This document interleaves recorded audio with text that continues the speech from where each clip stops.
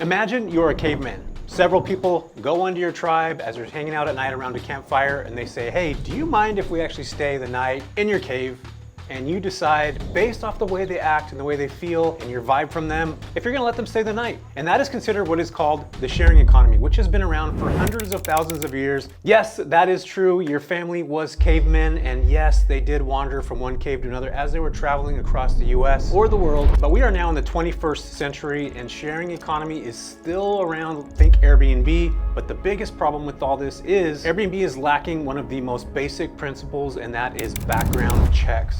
We've all heard it before. Airbnb allows squatters into properties, people that stay there for long periods of time without paying rent. In fact, in Los Angeles, there was a big article that came out. A woman stayed for literally months and months, I think even years.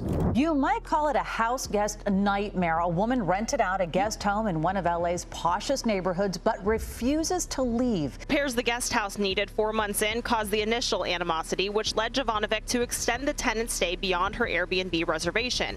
Because they made an unofficial agreement, Airbnb is no longer getting involved. The crazy part about this is Airbnb is worth $101.4 billion, and they're not even able to do a simple background check in the 21st century. So would you want to stay in an Airbnb with a convicted kidnapper living in the basement? What Devin Feely found out might make some of you want to do a little extra homework. The fact that we're not in a position where Airbnb is even doing background checks like that is just bonkers to me. Oh my gosh, this is kind of scary, you guys. Like, what if she comes out and talks to me and I'm like, I have to pretend to be a different person, and there's no freaking way I am this handsome. You think I'd pass for this guy?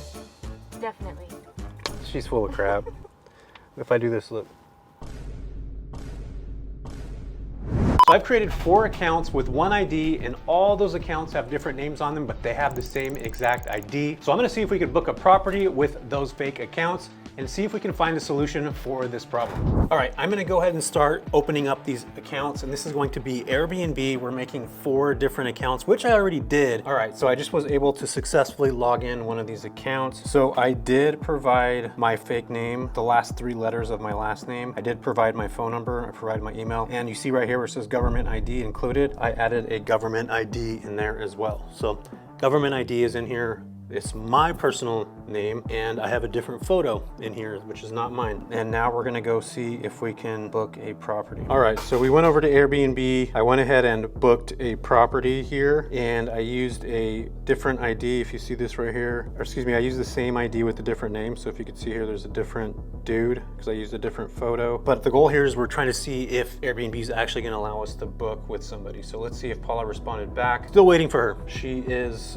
waiting to read this message, so I'm waiting hopefully to hear it. I never accept anybody last minute, especially same day bookings. Well, not never, but I just get really weary about it because who books last minute, especially if it's gonna be long term? I always just kind of freak out about that. But again, I've been doing this for a long time, so I realize what could potentially go wrong. But yeah, that's it for now. We're gonna wait to see if we get a word back from her. Hopefully it's pretty soon because I want to get this done today. All right, so we're gonna head over to Airbnb right now. We're gonna log into this fake account, and it's not with Google, it is with traditional email. And I used my iCloud account. So each account that I created has a different email address, the same ID, different name, and the ID is verified. So keep that in mind because this is a big piece of the puzzle. You have a verified ID and a totally different name and a totally different picture that's on the ID. So this is my message that was sent out.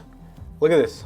They're already cool with this. They're already like, yes, what time will you guys arrive? Probably around 4 o'clock. Okay, cool. We're sent the note off. They actually agreed to allow us to stay. And as you can see, I had a totally different picture as well, which is this dude right here. Handsome guy I found on the internet. I don't know who this guy is, but anyway, sure. She says sure. So awesome. Okay, cool. Sounds great. So that's it. Just message me again around 3:30 or 30 minutes before you'd like to arrive if it looks like it ended up being a little bit later.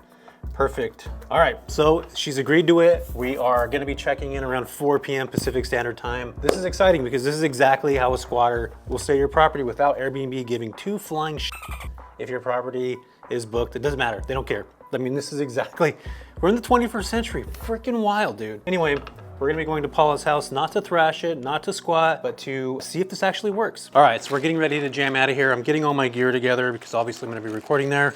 And the owner messaged and said, yes, we could check in at 3:30, which is actually early. So I'm gonna send her a note and say I'm on my way, and we're gonna be heading over there right now. All right, so we're heading over there right now, and the crazy thing about all this stuff is, like, in this economy right now, we need to make sure that we know who's staying at our guests, and the fact that we're not in a position where Airbnb like is even doing background checks like that is just bonkers to me. I don't understand. I think it's not really a whole lot that is helpful for you. I mean, they do take care of any stuff that breaks down, or if somebody busts something in the house, yes, but they do not remove squatters from a property. It's crazy to me that Airbnb is recognized as a brand of trust, and people trust that brand. But at the end of the day, like, do you actually trust them to take care of your best interest as a host? That's what you should be asking yourself. All right, we just got a note back from the owner of this property. We're gonna be heading there now. She says check-in time is not gonna be till 4 now, which is kind of annoying because we're on our way and she said 3:30 already. So we're rolling in here right now. Looks like this is a 2-story. It's got orange trees. You think this is it? This has to be it, right? Oh my gosh, this is kind of scary, you guys. Like, what if she comes out and talks to me and I'm like, I have to pretend to be a different person? I should probably just tell her the truth and be like, this is what we're doing. I probably should send her a note right now. Should I? I don't know. And there's no freaking way I am this handsome. So like, there's not even a way that I'll be able to. I just found a dude off the internet that's handsome and had a little bit of gray hair, and look at that. This guy looks like Uncharted, Drake Uncharted right now. You think I could pass for this guy? Definitely. She's full of crap. If I do this, look. All right, we made it here. We're gonna be going in here to check in now. All right, we just made it in this property, and they have some beautiful sounds for us to listen to in the background.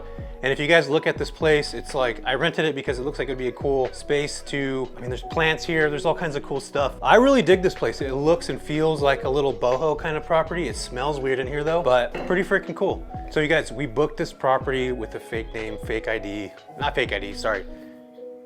ID was real, phone number was real, different email address, and different name, different photo. You guys saw the handsome dude. That's obviously not me.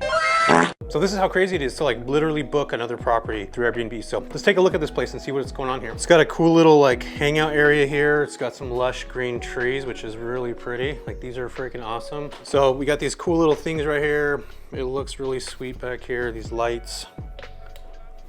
It's got a clean little aesthetic here. Place looks cool. Like, it looks fresh. It looks like it's got a little stove right here too, which is pretty awesome. It's a little setup. All right, so I made it into this property, and I can't tell you how important it is to make sure that you're vetting your guests coming in. As you guys saw today, I booked this property with just an ID that I had. It was obviously my ID, but all that stuff that I think is so important, and what's so scary about operators today is that you have no idea who's actually staying at your property. This can lead to property damage, unauthorized squatting. I mean, we see it every single day on platforms like the news, and they bring these things up on such a regular basis that so many people don't like Airbnb specifically because that it keeps people away, except for the people that want to squat and stay in properties. One of the big things that I learned about is that this detail of an experiment that I did today, which is creating multiple different accounts, and how there's a huge security flaw that Airbnb has. And I think as such a big company, $101 billion. And the crazy thing about all this is that Airbnb is not even, they don't care. And I think today, which is why it's so important, if you're getting involved with any type of rentals, it's so important to make sure that you're putting leases together, which is why I love midterm rentals. So midterm rentals, you rent from 30 days plus. So you're actually bringing people into your property. And midterm rentals allow you to do background checks on people. You can secure properties with companies that do Amazon or larger scale companies. You can actually create contracts with them where they're gonna be sending workers to come work at your property. These are multi-million-dollar companies. They're supplying you. Or if you're just getting a nurse, a travel nurse is staying at your property, you're doing a background check, you're vetting them, you're actually checking their ID, you're talking to them on the phone. All these things are super important for hosts to be able to do. But again, Airbnb doesn't care, in my opinion, who's staying at your property as long as money is coming through. I've actually had multiple different people that have wanted to stay at my property, whether they were travel nurses or business travelers. We did background checks.